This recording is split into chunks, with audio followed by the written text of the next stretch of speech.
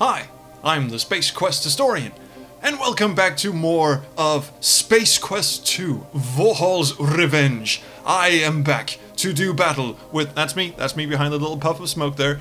I am back to do battle with the evil Sludge Vohal. And yes, I did tease a little story about the slash Vohal, sludge Vohal kind of inconsistency.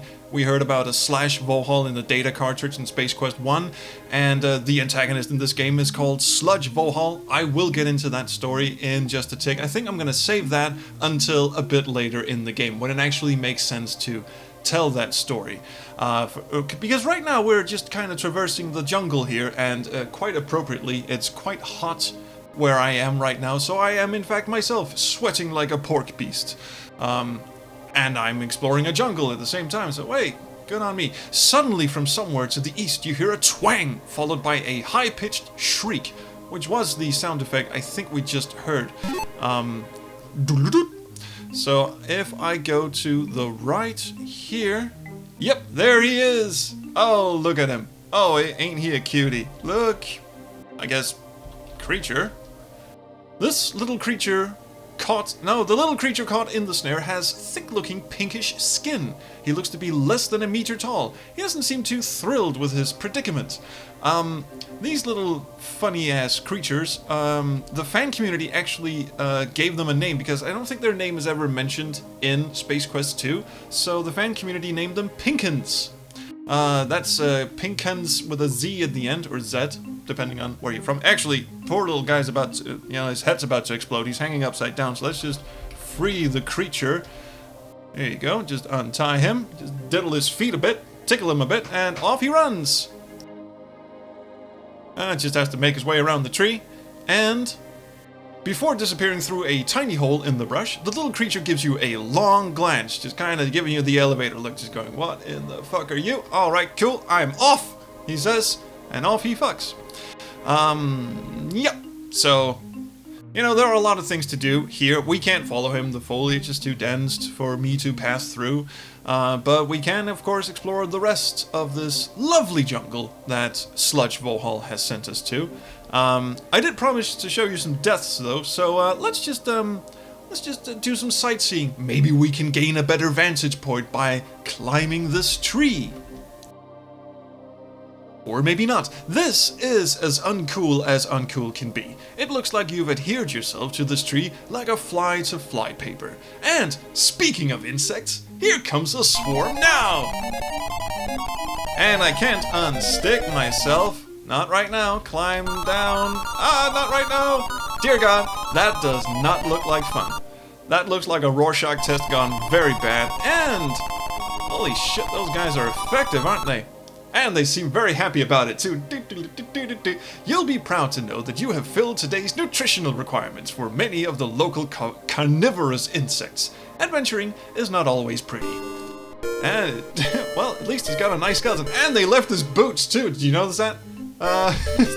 He's still got his little purple booties. Alright, let's try that again. Alright, let's just keep going as if we have a purpose here. Our purpose is, of course, to explore the jungle and try and get the hell out of here, because this is not a very good... I didn't want to go there. This is not a very good place for a janitor of our stature and size. You'll notice I've increased the speed a bit, which is gonna come back and bite me in the ass in a second, but I thought, as long as we're just, spelunking around, we might as well, pick up the pace a bit. Now, what in the hell is this? The mailbox here looks typical for a mailbox. There's a slot, a tray, and a sign. The sign says Radical Express, when it totally, no doubt, for sure, has to be there a while previously. Now that is like a slogan for a mail company that I can truly get behind. Do we have anything to drop in here? Yes, we do in fact carry an order form with us. And this, I think, appeared in our inventory when we grabbed our clothes back on Xenon Orbital Station, and as we have not yet checked our inventory, we didn't know we were actually carrying it, but let's just see what the order form says. This is an order form you removed from a magazine for a free Labion Terror Beast mating whistle. It's ready to be mailed. So, I don't know what the fuck a Labion Terror Beast mating whistle is good for. Actually, I kinda do. But, let's just mail the order form. you drop the order form into the box. The mailbox hums and buzzes for a while, then an object of some sort drops into the tray at the base of the box. The machine goes silent. Get object. Okay. And it just picks it up. No description, no nothing. Let's have a look in the inventory. It is in fact a whistle, as described. Actually, I kind of like this intergalactic postal order kind of deal that they've got here. You just drop something in, it beeps for a second, and then out plops whatever it is you ordered. I don't know if they got some interdimensional teleporter kind of thing going on, but anyway, let's have a look at the whistle. The whistle is usual looking. And we'll just drop down here. Thanks to some fancy footwork, you are now picking yourself up off the ground after barely surviving a fall down a small cliff. I actually quite appreciate, and I didn't know this was going to happen, I quite appreciate that Space Quest 2 does not do the thing that Space Quest 1 did, where it's just out to kill you regardless of what screen that you're on. So a drop like that, I mean, see Roger in, actually his hair is kind of melting into the background, but see Roger in, what's that? Not perspective. What's it called? In comparison. That's the words. Hashtag second language. In comparison to the wall he's standing near, as you know, he could survive a fall like that. Although he did just sort of tumble over it instead of climbing down it. But yeah, actually, can you climb up this thing? Climb wall? The bank is too steep to climb, and his arms are tired, so he doesn't feel like, you know, grabbing onto it. Also of interest on this screen are these little spory kind of thing. Holy shit, that was a close one. If you manage to walk into these and kick them, they unleash this paralyzing spory thing, like a little spore, like a cloud of spores. That's what it's called. And you basically slump down, and Roger just remains silent there for, I can't remember how long, but he does actually in fact get back up. So I'm not going to show it. It's not a death, so I don't have to show it to you, but I can get the spore. You take possession of one of the spores, being careful not to mistakenly break it open. That will also come in handy later. A thing that this game is not good at, and none of the Space Quest games really are, is explaining what in the hell you are picking up and why you're doing it. We are going to need the spore later, we are going to need the whistle later, but for reasons so far unknown to us. So let's go and check out what is up here. Whoa, I had to stop him there for a minute. Hey, look at the dude. Look at the creature. You can see a little guy across the clearing picking some sort of berries from a bush. And he's doing a mighty fine job of it. It almost looks as if he's doing some cardio of some sort. And he's just going and off he runs. Now, being so enthralled by the little yoga session that little dude was, I completely neglected to stop and awe at this pulsating tentacle beast. What in the shit is this? It appears to be some kind of overdeveloped root.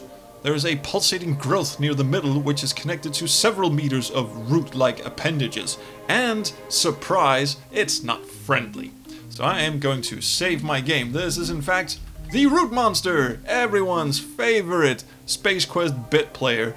Yes, that is a maze, and yes, if you touch the viney things, you will die. And I'm going to see if I can beat it on the fast mode settings. Now, you know, Space Quest has normal, slow, fast, and fastest.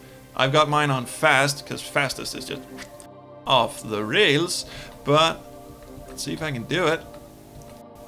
There's a lot of defty sort of arrow key manipulation going on here, and sometimes the hit detection. I don't even know if they called it hit detection back in the day, but yep, that's what happens.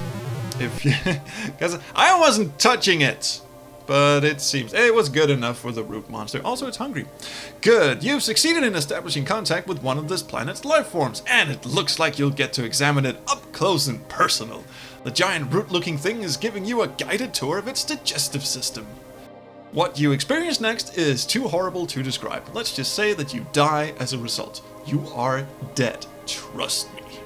It may please you to know that during the night you didn't digest well. For a while, gastric distress made it extremely unpopular with the other root monsters. So at least there's that. So let's do that again. I want a second try at this. I know I can do it on fast. Come on. God damn it. This fucking bit always messes me up. Fuck! I am nowhere near it! Shit. I mean, look at this. I'm breezing through this part. This part is no problem. I just accidentally tapped the wrong key there, but anyway. No, can't do it. I want to do it. I am gonna do it. I am fucking gonna do it. I just kind of messed up there for a second. Alright, enough talking. I'm gonna do enough talking, I say. There we go. Just a little bit of nifty maneuvering, and we are past the unfortunate part. Wait, I'm not supposed to go up there.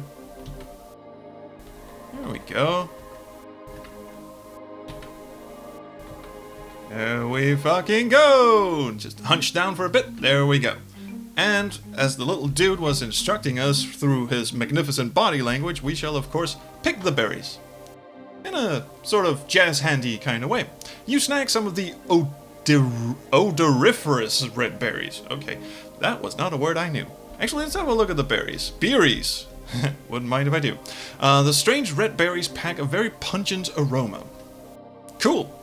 Well, should we kick the root monster? Say what? Ah, goddamn. And now we will get to experience all the fun and pleasure there is of navigating the root monster maze for a second time in reverse. Fucking kidding me.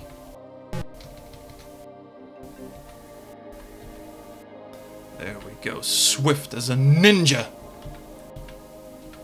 Decidedly less swift than a ninja. There we fucking go. Off we go. And enough of that, dude.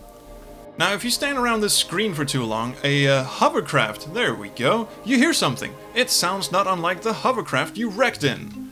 However, and this is the only screen it'll happen on, if you stay hidden, and by hidden I mean hidden from the player's view, somehow the monkey patrol craft doesn't actually spot you. So, wow. That was a tense moment. Vohal's thug failed to spot you and is off to search elsewhere. And that actually gives you a point. You can navigate the screen fast enough to, just simply not have them show up, and the timer will reset when you exit the screen. But I did get some comments on Space Quest 1, like, why don't you, try and get all the points? Also, where's my sprite? There it is. To be perfectly honest, I am... I'm just in this to have fun. I don't want to go points hunting. Oh wait, let's have a look at the creature for a bit. You see a small fleshy being. He seems to be in a hurry to leave. I was not fast enough to look at him while he was deftly rubbing the berries all over his body. So let's just pretend we didn't see that. Actually, I'm gonna save over you, because we do get limited save slots here. Let's just see what happens if we go for a nice spelunking time in the swamp. Ugh. First of all, the speed will automatically slow down, which I think is a cool little touch. Look at those eyes. You must be seeing things. Okay, never mind. And I'll bet those lines in the water there are certainly not coming for me. Blub blub. You feel something slimy clamp down on your leg and pull you beneath the surface! Exclamation point. You struggle in vain to free yourself. Unfortunately, your desire to breathe results in the intake of a large quantity of swamp water. If the lack of oxygen hadn't killed you, the taste of the putrid water would have. And probably being eaten by the fucking swamp monster as well is not good. You're dead. Better luck next time. So let's just do what the little dude, again, through body language, told us to do, which is rub berries. Rub berries on yourself. Rub berries on self. There you go. You rub the berries all over your body. And he kind of does a little Paula Abdul thing there. You now smell like a walking ammonia inhalant. But the ammonia inhalant is enough to convince the swamp monster that we are in fact unfriendly spelunkers and that we taste rather bad. Just out for a nice little stroll. How are you doing? You feel something slimy clamp down on your leg and almost as suddenly spit you back out. You distinctly hear the sounds of aquatic gagging and retching. I don't know how that sounds, but I imagine it's... Evidently, you had a bad aftertaste from the berries. Cool. So now we can finally examine the contents of this swamp in greater detail. And this is, again, this is something that you wouldn't, notice unless you were, like, playing the hell out of this game. There's an area in the swamp where you're supposed to step in and you've stepped into a deeper area of the swamp, you are forced to swim, and now you're just like bobbing up and down. And you can dive under, there's a little cave, but if you do that without taking a deep breath, then he will run out of air, poor old Roger, before you actually reach what you're supposed to. So you take a deep breath, filling your lungs to near bursting, and head for the depths below. And you're still on a timer because he will run out of air if you're not fast enough, but I think we're good here. And this is something you only get with these old school parser games. Is how would you ever in a point and click game instruct the main character to take a deep breath? Furthermore, I mean, look at these boffo graphics. Come on. What in the hell is this? Look, well, I was just about to type. We might as well type gem. You do not possess the designated. Okay, well, just have a look around. You're in a small grotto below the swamp. A strange light dances off the walls of this cave. Its origin, a glowing gem situated on top of a boulder. What in the hell this thing is doing here, I have no idea, and neither does the game because it never bothers to explain that. So once again, let's take a deep breath, and yeah, I didn't read that, but it just said, once again, what a great idea you'd had. That is absolutely amazing. Bonk goes my head against the ocean walls, and up we go. And I was always super frustrated as a kid playing this, because when you move diagonally, he swims very fast. If you move sideways, he swims very fast. But when you move up and down, he swims painfully slowly, and it was always like, is he gonna have enough air to get up? It was nail-biting tension, if you're like 10 years old, which I was at the time. You have gotten back out of the deep spot and are back on your soggy feet. Not in any fucking hurry, but we are back. And now we are crossing to the other end of the swamp, and this screen is really just for flavor, but look at the amount of detail that went into this. Jesus. And I recently discovered a Twitter account, which just started a few days ago at the time of this recording. It is called something AGI graphics or something. Anyway, it's a Twitter account that plays GIF files or GIF files, depending on how you want to pronounce that. I personally say GIF. Anyway, it plays GIFs of how the old AGI games, Space Quest and Space Quest 2 included, actually draw the graphics on screen, because this is not technically pixel art. This is vector graphics, or these are vector graphics. So the game is actually really slowly just drawing all the shit in and coloring it in, filling it and all that, and it just happens at like the blink of an eye. But this Twitter account and some YouTube channels have done this in the past as well. They show how the game is actually drawing all of this, like really slowed down how it's drawing all of this shit on screen. It's really fascinating if you're into that sort of thing. Now we do have a bad experience, I should say, with climbing trees around here, but this tree is not that bad.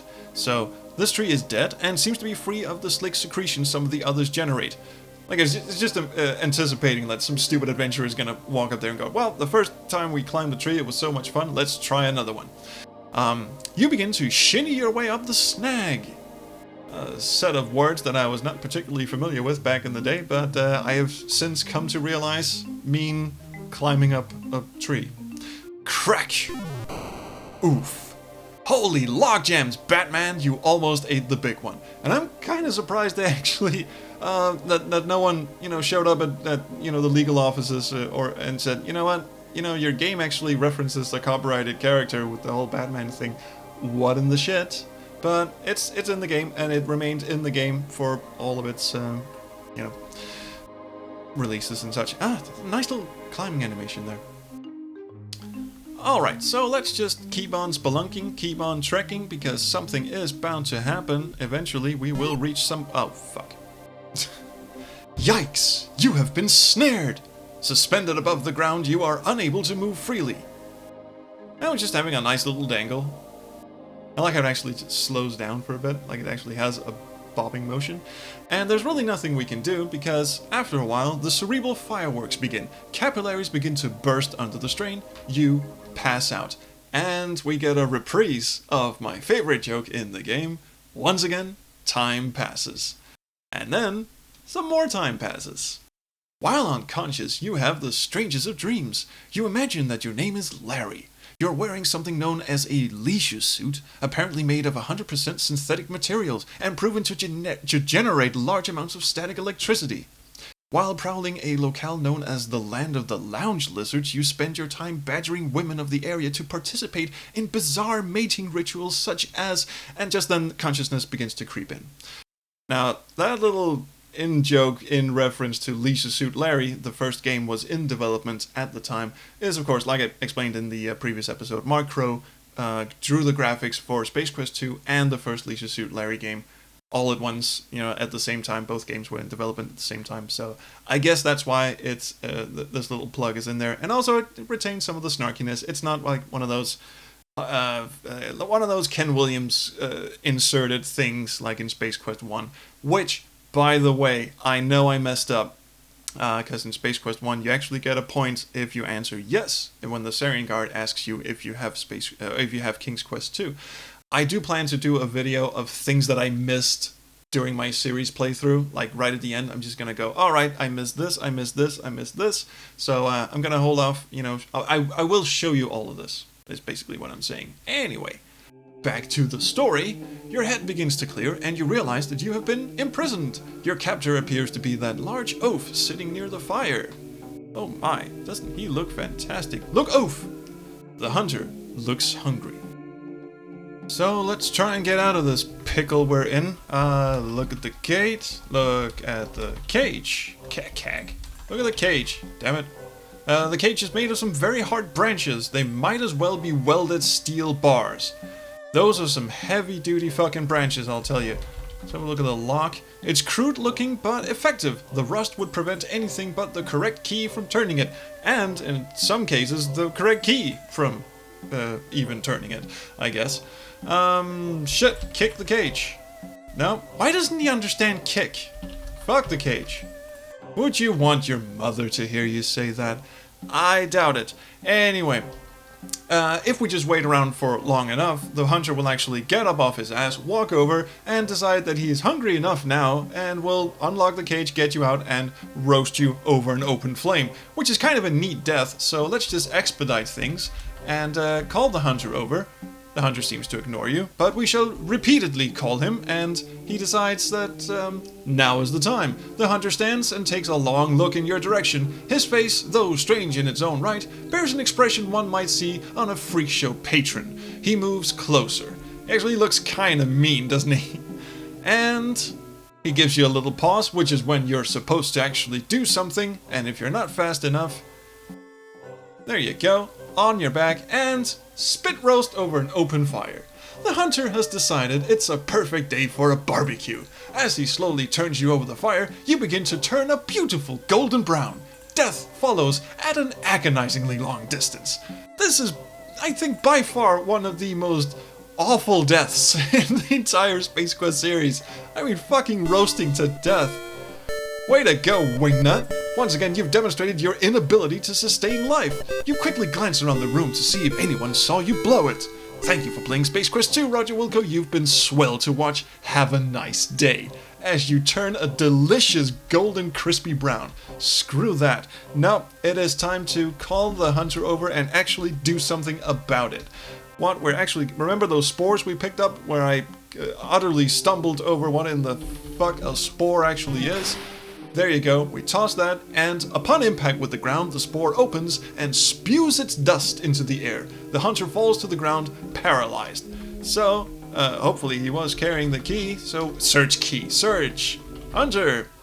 You search the large, not to mention uncleansed, body of the hunter. You find a key, which might unlock the cage. Other than that, you find only a few assorted parasites clinging to him. Talk to parasites. Ah, never mind. Okay, get the key? You reach through the bars and take possession of the key. This is like a running gag at this point. I am unable, when I search something, I'm just gonna quietly leave it alone until I tell him to actually stoop down and get the fucking thing I was searching him for. Unlock cage. You slip the key into the lock and give it a turn. The lock snaps open. Open the fucking cage, come on, you open the cage door. Thank you. The spore is not interesting to us anymore, and actually, I think the hunter will wake up if I take too long, so let's just have a look at the rock here. The rocks in this region are all gray and fairly rounded. There appears to be nothing of interest about them. Except there's a fucking rope on one of them, so I'll just grab the rope. Fuck that. I'm out of here. And he's not gonna follow us, and that's good, but hey, what is that in the distance? Look at the craft. The shuttle in the distance looks like it would be a nice thing to have right now. Indeed it would. What is that landing pad? Look, landing, look, around, goddammit.